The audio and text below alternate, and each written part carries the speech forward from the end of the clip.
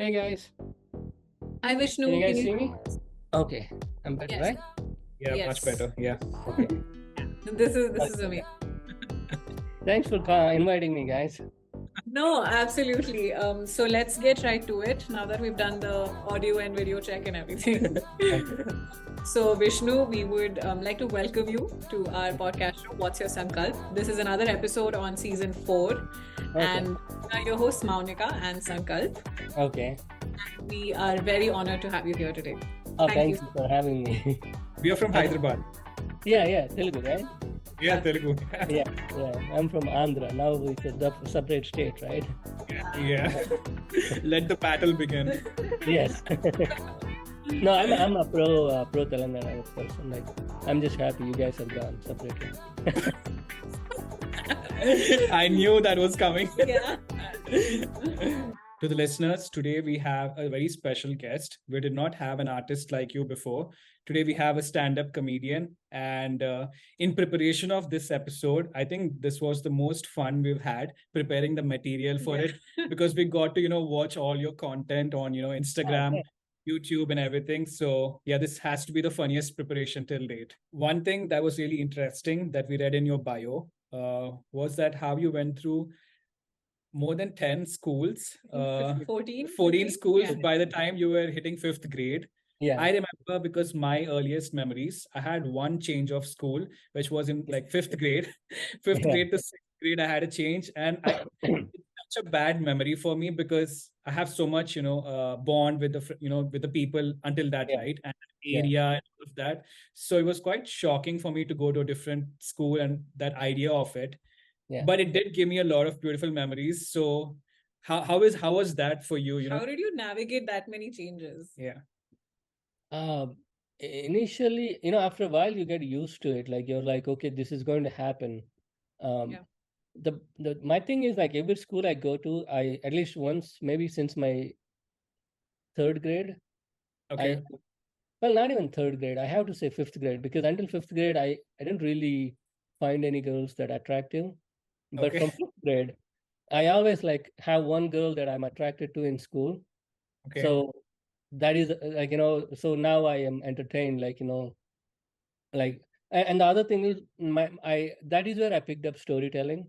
That Okay. was my go-to because as I moved, my entertainment back then, like my parents used to live in like these remote areas. Like my dad was a government doctor, so he Okay. would work in like Dornala, like really remote forest areas Right. where there Right. was really no TV or anything. So my biggest entertainment is like either I go out and play or read a book or something, go to a library and get a book. So I used to Right. read a lot, and, Okay. and because I was reading a lot, um, I used to tell stories to other kids, and Okay. eventually it became a thing where like whenever the teacher doesn't show up, they will ask me to go up and tell stories to keep the kids on more like not behave. So Okay. and that was my thing. Like also my grades were dipping by then because of this moving. So Right. like you got to have either something like if you have good grades, then teachers are nice to you. Right. But if you don't have good grades, they don't really like you. But Right. because I'm helping them discipline the class, Yeah. they were more you know they were they were more receptive to me. They would, in fact, they would pull me out of a class and they would take me to a different class and they would be like, "Can you tell them a story?" And Okay. and I would I would be telling story to like other classes where the teacher is missing. So that's where I picked up the storytelling, Right. and And now I didn't know I could make money out of. I mean, I'm trying to Yeah. make money out of it, but that clearly tells that my question about how stage fear and those kind of emotions were not really a thing for you because it happened naturally, right? Because of these storytelling moments. yeah, my mom is a big like this is like something conversations that stick with you, right? Like when I Yeah. was I think I was in like fifth grade or something. I was reading a book, and they were talking about this brave like warrior, and Okay. I was asking my mom like, what is it being a brave? Like, do I have to go pick fights with people and fight them? Because like British are gone. Like, who am I going to fight with now? And Right. she's like, well, being brave is not fighting. It's about being in front of people and tell them what you feel. and standing for what is right. Right. And that kind of stuck with me. And even when I do comedy, like I I don't intentionally try to do it, but there is always something that I'm thinking about. Like I don't just want to tell you a joke, like something that happened in my life, but I Right. also want to talk about like how that doesn't make sense Right. all the times. I just want to pull out those instances because we tend to, as people, we tend to gravitate toward trying to solve problems with one tool we have. Right. Like be it a religion or be it something else. Like, okay, you follow this religion, you are good. If you don't Right. follow this religion, you're dead. Or like, you follow this. This is how you have to behave. This is how it is. And and and those rules are all like there for the time. And like those rules are made for the region and the time. They're Yeah. not Right. universal. Yeah. And Yeah. we tend to forget that, and we try to apply these rules for everyone universally, and that causes misery. And when we talk about it, uh, I think we could at least like show people like, okay, this doesn't make sense. Right. Yeah. So I want to ask, so through comedy, Yeah. a lot of, people out there try to, promote topics, like you said, that are, not much spoken about. Yeah. But have you had any situations where you've seen that impact, come back, or you've seen the results, by the audience that is listening to your comedy? Like, maybe you touch base on, being Indian, on, being uh, the racism that happens, across the country and those kind of stuff. Do you think that's actually making impact, or are you going to continuously try until you actually see that happen? Well, here is the thing. The way I look at it is, it's not something that happens one day. Like I Right. plant the seed of thought in you. Yeah. That's all I can do. What you do with that is up to you. Right. Right when I moved here in 11th grade. I moved to West Virginia, which is kind of remote in America. And Right. and and my understanding was like growing up in India, I used to think like, okay, they have books like in India, for example, like I go to villages, like I was living in a town, and I used to go to villages too, and I would see like some, where people were treated differently, because of the caste or whatever. And my grandparents are more liberal, like more open minded. Yeah. And I would ask my grandma, like, why is it like that? Like, why doesn't it change? And she's like, well, British destroyed our education system, and now we are finally getting a chance to educate. Like, that's why we are sending you to school. You are to change this. Like, you learn. Right. And so when I came here, my thing was like, okay, Americans, they are reading, their education system is fine. They Right. Yeah. must be open-minded. They must know what, they must not have discrimination. Like, and I come here, and then I find weirdest things, and like they would say to me, and I'd be like, what time zone are you in? Like, how many centuries behind are you? You know, like how can you not even know that? Right. And their perceptions of us, like as a Hindu, like, like caste system, or they would throw things at you without knowing the nuances of it. Right. Because that's what they were taught by their missionaries or whatever.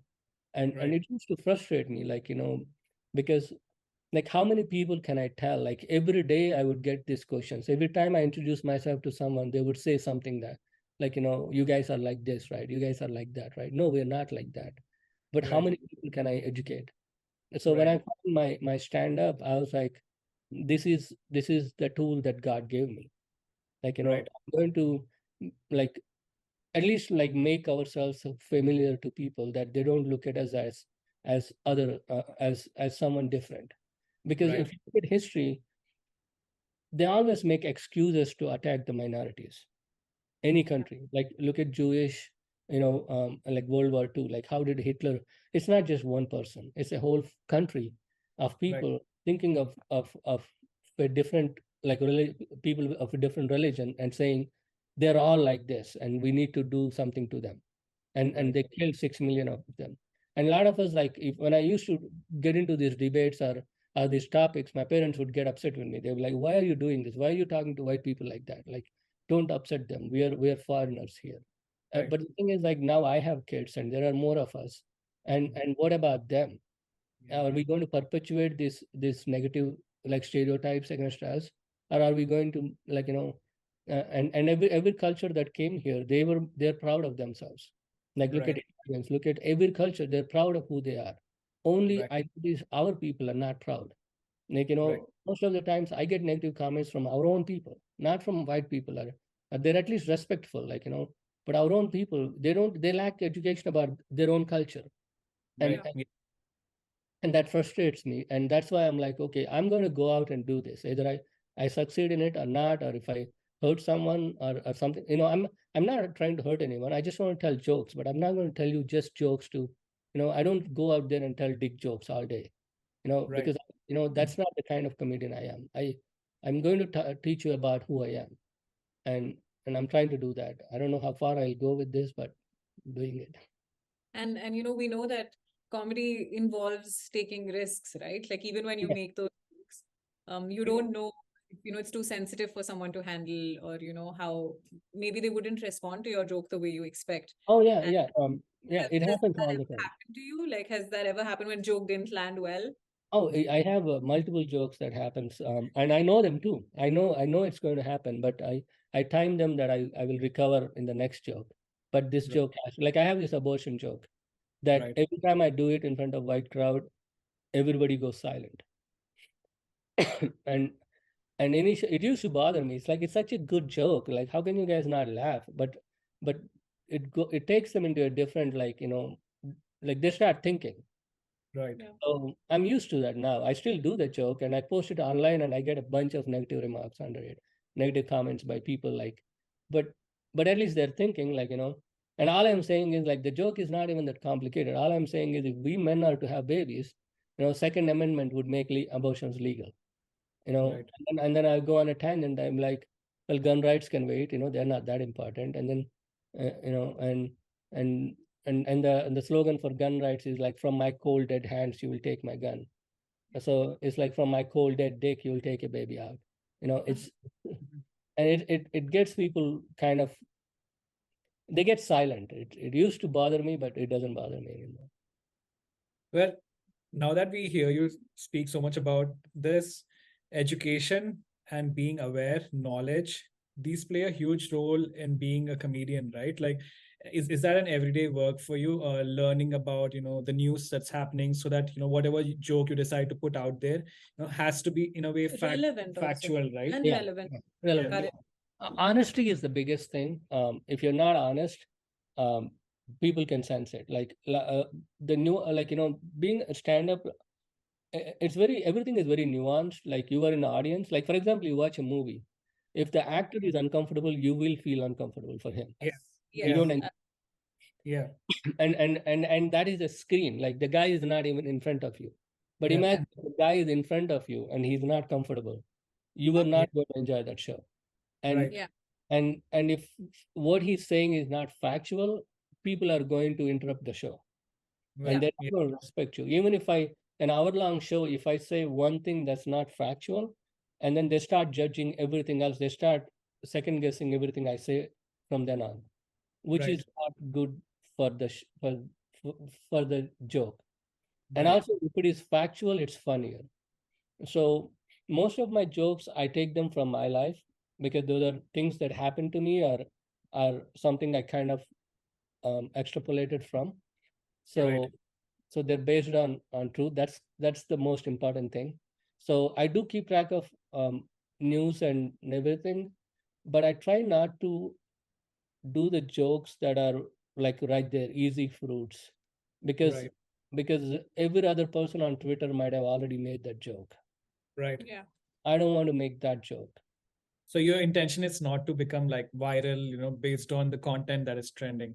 I mean, I want to be viral, but I don't want to make a joke that everybody else does. Like, I don't want someone to, like, I have this whole bit about 7-Eleven, and Right. I don't know if you guys saw that. I Yeah, we wrote did. this when I moved here. People used to make fun of me about owning a 7-Eleven, which and I'm like, I don't own a 7-Eleven. Where did that come from? And then I watched Apu, like Simpsons and Apu, and I was like, oh, that's where it come from. And then I was touring with Josh Blue, and wherever I go, at least, especially in the southern states, like, there will be like few people, they think they're funnier than me because they have few 7-Eleven jokes. And Right. as soon as I get up on stage, I could sense it in the air. It's like, oh, what is this 7-Eleven dude going to tell me that's funnier than I can make jokes of him? Right. Yeah. So So I go into that thing and I tell you a joke that is from my perspective, as if I am owning a 7-Eleven, that is more funnier than you can come up with. Now you're going to shut up and listen to me. Right. Yeah. So that's where that whole thing came from, like, the 7-Eleven. Like, That's really smart. That's like picking up something that someone's saying to you and just turning it around and yeah, yeah. anymore. Yeah, because like a lot of times like I moved here in 11th grade and everybody would be like my parents' friends are like, why did you bring him now? It's such a hard time. Like kids are mean in high school, and even my vice principal called me one day. He's like, Vishnu, are kids harassing you? Are they bullying you? And I'm like, if if one of these kids came to India to my school, I would have really shown him how bullying works. Like these guys don't know how bullying is. Like Yeah. Yeah. and and few of the times, like just like jokes, like there is this one kid in my high school, like basic English, like they put me in basic English because even though I went to English medium in India, it's not same. Like you come here, I can read and write, but that's pretty much it. You're not a And native. Yeah, and absolutely. Yeah. and this guy would make fun of my accent, and I went through it for a few days, let him have his fun. And then one day, like, because he was trying to impress some girls, so I was like, I don't want to ruin his game, like, let him have fun. But one day he kind of pissed me off, and I turned around, I was like, listen, man, like, I don't know English, so I'm in basic English, but you're a white dude, why the fuck are you in my class? Yeah. That was the end of that dude just did not have anything to say after that. Right. Yeah. And a comedy always helped me, like, you make fun of things where, like, the only thing is, the next thing is they want to punch you because they don't have a comeback, and then you Right. call them out on that. Also, now you want to fight, like, because you don't have a comeback, and that is like, that will put a stop to that. Like, now you're really like you're not the funny guy. You think you're a funny guy in the class, but you're not, Right. because you don't have a comeback. Yeah, so can we say that you use humor to sort of like cope with, whatever life threw at you, or like the challenges that you faced? Yeah, always. And also, it's like, even with I like the concept of stand-up comedy, because I feel like this is one of those arts where you could write a whole movie to teach somebody something, like, with a message or whatever. But like when you preach to people, people don't it doesn't really get to them. But if Yeah. you Right. make a joke about it, it does. It's like you give them a uh, what do you call, like, a homeopathic medicine. It's like a medicine with sugar coated. Yeah. Yeah. Yeah. I think that's how it is. Like, you there is a message in it, but it's also a joke. Right. Yeah, Right. I love that. It's like, movies take months, sometimes years to make, and Yeah. it's like 3 hours long, 2 hours long. But for stand-up comedy, all you need is like 10 minutes on stage. Yes. Yeah. And Yes. you get Yeah. across. Yeah, and back in the day, the game was different because you have to go impress the club owners, for, like, right now the biggest negative that people like me are facing is, there are other comedians that have been doing this for 20 years, and now Right. they're slowly getting their popularity.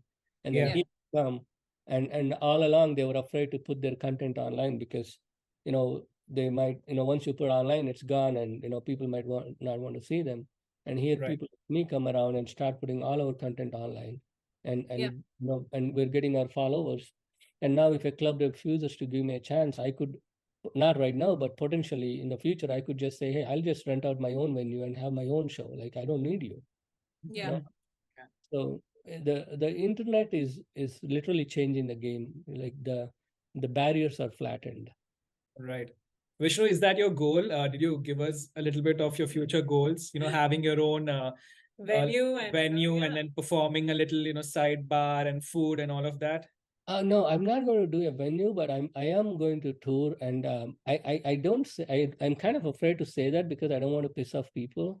But at the same time, like, the racism in this industry, even though as much as people try to tell you they are very progressive and they're Yeah. comedians, and the racism is phenomenal, and Right. it's very annoying, and and for me it's like, and the Jews, like, they want you to pay dues. It doesn't matter how talented you are. It's like, you got to be here for 10 years, you got to be here for 15 years. And yeah, like, back then, when people don't have stages to get on, and people don't have the feedback, yeah, you need time. But now I can get my feedback right now.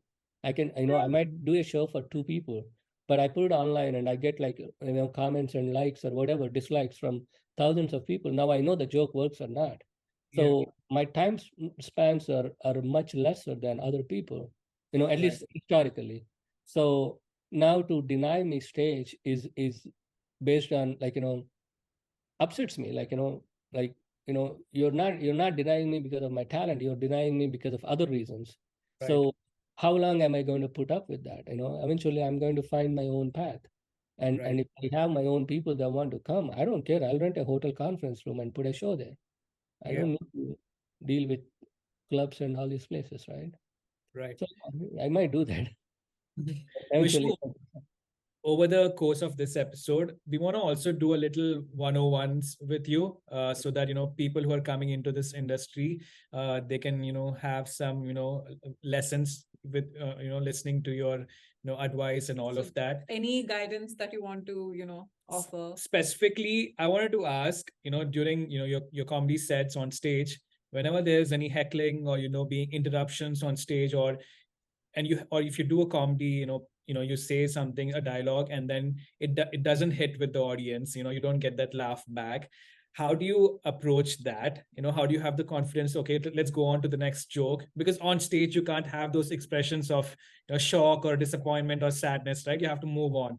Any tips and advice for young people out there who are going to start this? Yeah. Practice. You will get that through practice. Like, just be yourself on stage, and trust me, like, even now I have shows, like, even though I've been doing for a while, and I'm like, okay, I'm a professional now, like, I open for like Russell Peters, and I have all these things, and I would have a shitty show. Like, it could be any number of reasons. Like Right. sometimes, and you just have to swallow, take those gut punches and learn from those mistakes and keep moving on. And you're Right. not going to have the best time all the time. It's a painful process. How long have you been doing this, Vishnu, if I may ask that? How many years has it been in this industry for you? Telling the stories part, I've been doing all my life. So Right. I'm kind of, in that sense, I'm like, the stage part, I've been doing it forever. But in stand up, I started doing in 2017. Okay. I really don't tell people because that's considered very, very small amount of time in the Right. industry. Right. Because it's only like, what, 6 years now, Yeah. uh, Yeah. which is not a long time. And that if and a lot of people judge you based on the number of years, not like, you know so Mm. so I don't like the time. It's more like there's a difference between someone who's doing for 20 years and doing 2 shows a week, or Right. versus someone who did it like 6 days a week, and for Yeah, 5 years. So so definitely. but when I jumped in, I went in full, like, and for that I have to thank my wife too, because Mhm. she kind of saw that too. Like, I tried movies, I worked on films, I tried, because I did few sets when I was younger, and for some reason I moved back, and then I was kind of afraid to go, and like, I didn't know how people would take me, like, Right. it's just a different culture, different people, and there are all these, like, uh, I'm missing the word, but how people have a different perspective of you. So I'm like, then I saw Russell, that inspired me, like, okay, I can do this. And then one day my wife is like, she saw me MC for my brother's wedding, and she was like, you know what, you should do stand up. And Right. and when she says you should do it, then who else am I trying to, like, impress? Like, I don't need to impress anybody else. So I'm like, okay, I'll go do That, it. that's really impressive, because your wife could have suggested you to become an MC, but she wanted you to become a stand-up comedian. So, yeah. Yeah. Yeah.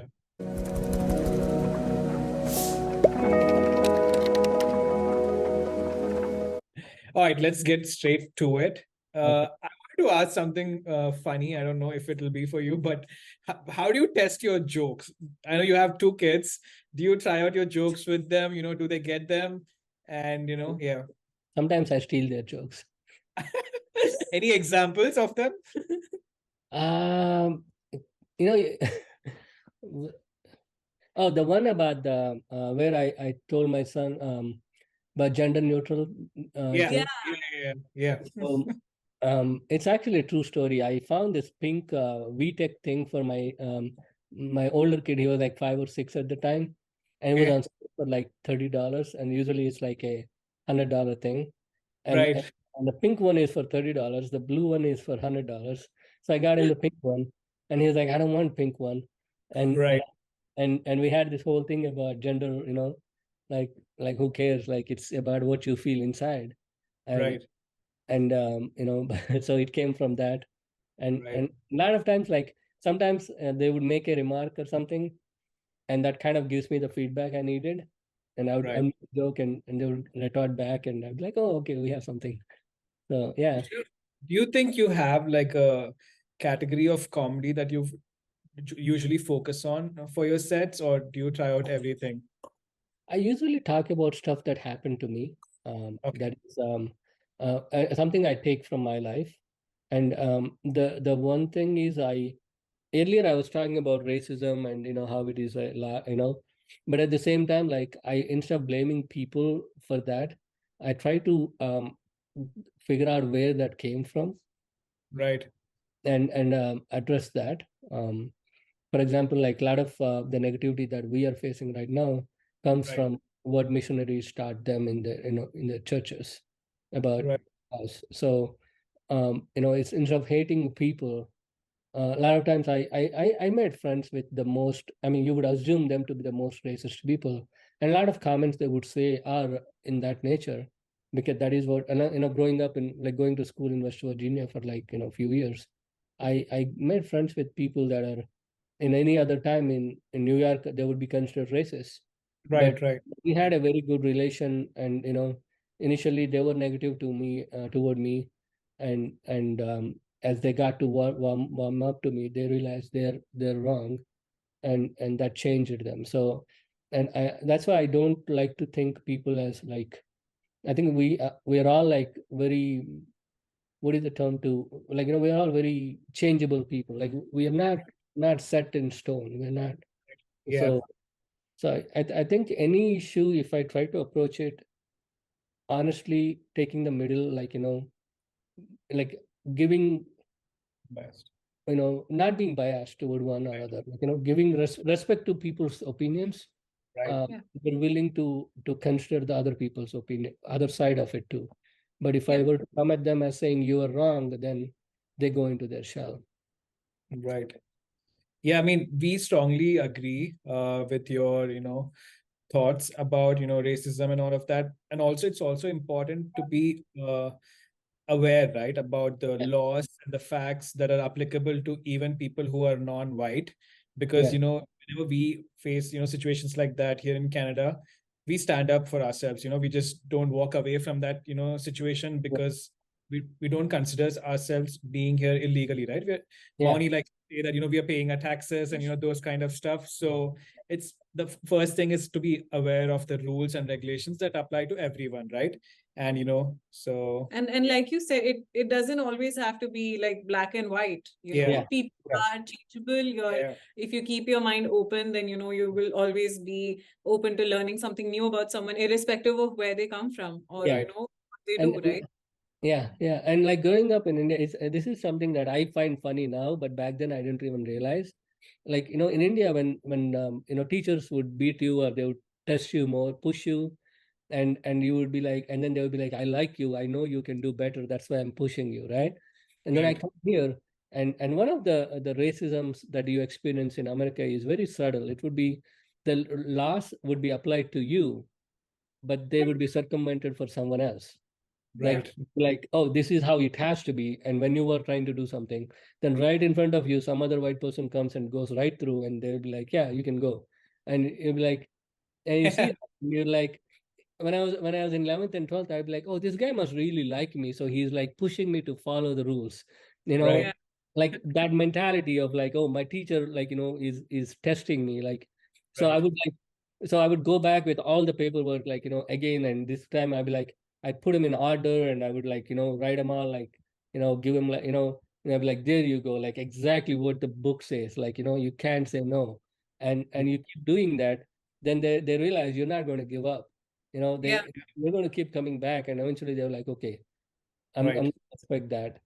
And Yeah. and same with comedy. Like when I went to do comedy, people are like, "Wait, with your accent and you're going to tell jokes and who are you?" Like and then I go there and I sit there, I tip well, I make friends with the staff there, and then when I get the stage time, I come up, I have really good jokes. Then they start respecting you, and and eventually they're like, "Okay, we can't." Like there are few people that are like people in the industry actually are afraid to talk to them, and are they consider them to be very like very rudimentary, like you Yeah. know Right. and they're like really good friends with me because they put me through those things, and I keep going back and taking more hits, and they're like, who is this guy? He keeps coming back and getting like other people avoid them, and I'll be like, go back and okay, let's see, like last time you said this, like let's see if we can Yeah. if I can And change your mind. that's important, right, in comedy to like develop that thick skin and Yeah. be able to take whatever is thrown at Yeah, you. yeah. It's because in your head you're like, okay, right now you don't know me, you haven't seen me on stage, so you're going to say all these things, Yeah. and wait till you see me on stage and you change your mind. I want to Right. see that reaction too. I'm kind of excited about that. Like, Right. when the transformation happens in you, that's Right. that's my driving force. Vishnu, I want to ask you about a very special experience that you recently had. That is being part of Russell Peters' project. He's one Yeah, of my favorite comedians. I remember watching his, stand-up yeah, comedy on YouTube and all of that. And you yeah. had the privilege of, working with him.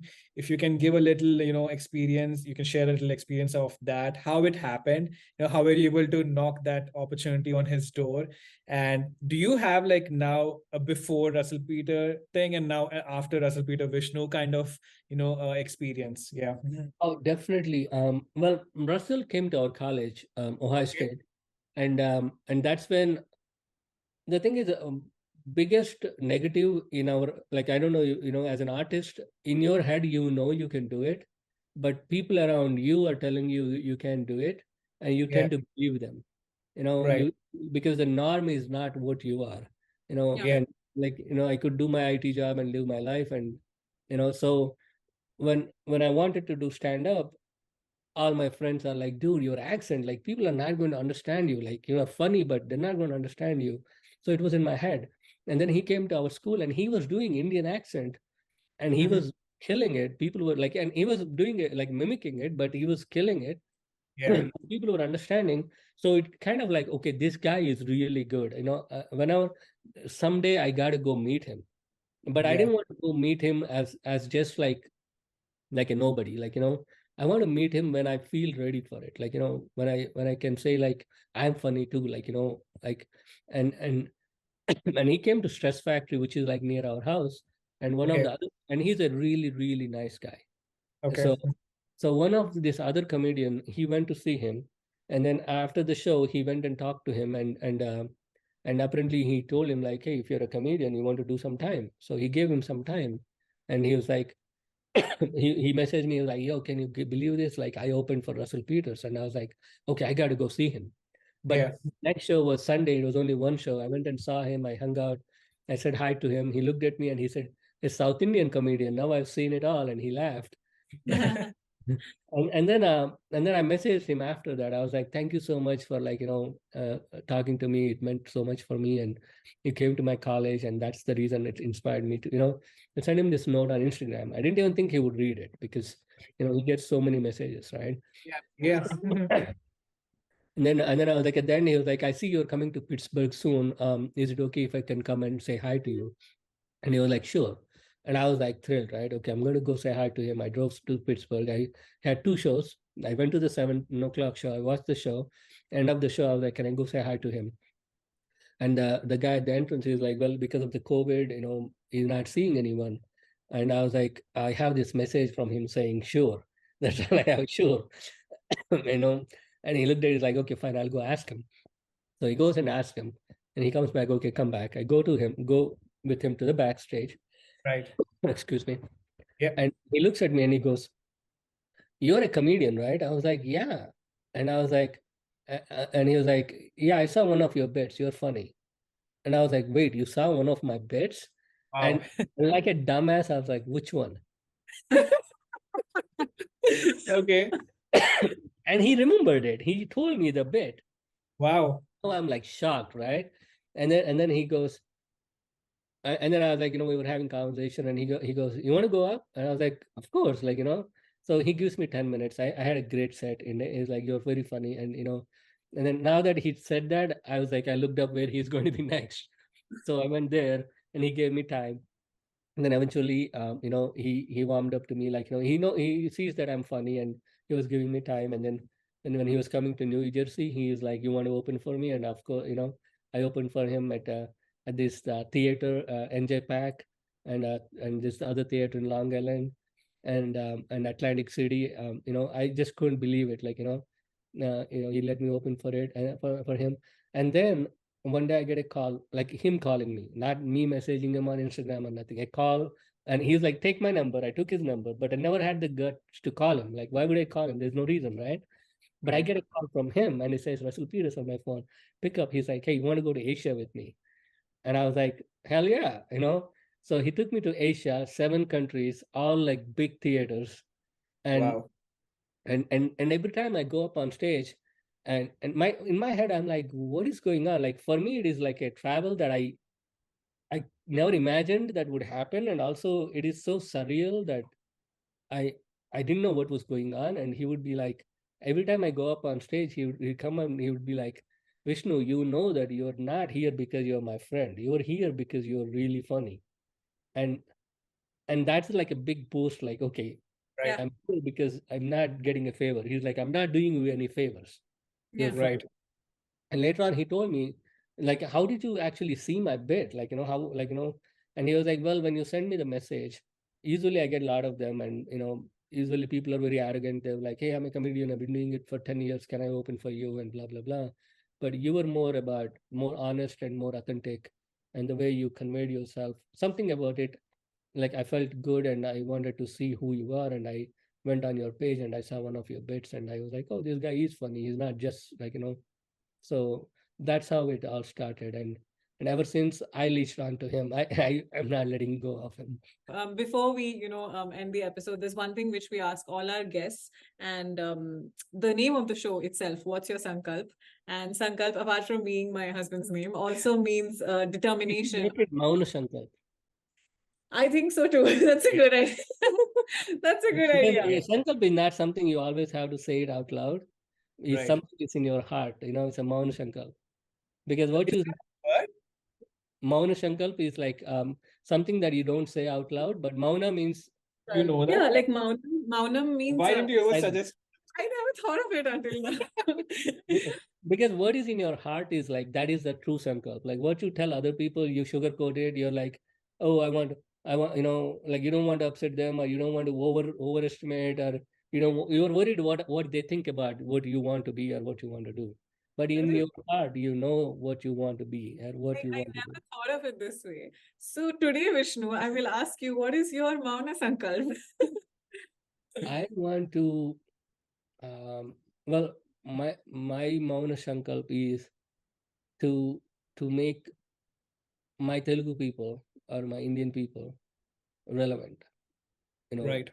I want to be, I don't want to claim to be the spokesperson, but I want to put us there, that, like, when I was growing up, I had no reference. Right. Everything I see on TV is or white people or black people, and Yeah. and for a while I actually thought, like, for about 8 years, because when I moved here, there is no YouTube, or like, you don't have access to it. Even the thought, like, oh, there is a whole bunch of people that speak my language or somewhere around, is kind of lost on me. Like, even Right. Telugu, like, lost. Like, just seeing someone who speaks Telugu or who's Indian was such a big deal for me. So, and I see, like, my kids, when they go to school, I want them to be like, hey, we are cool too. We are not like some aliens. Oh, we are pretty cool. We have a great history. We are just like anybody else. We are relevant. That's my Sankalp. Beautiful. That's lovely.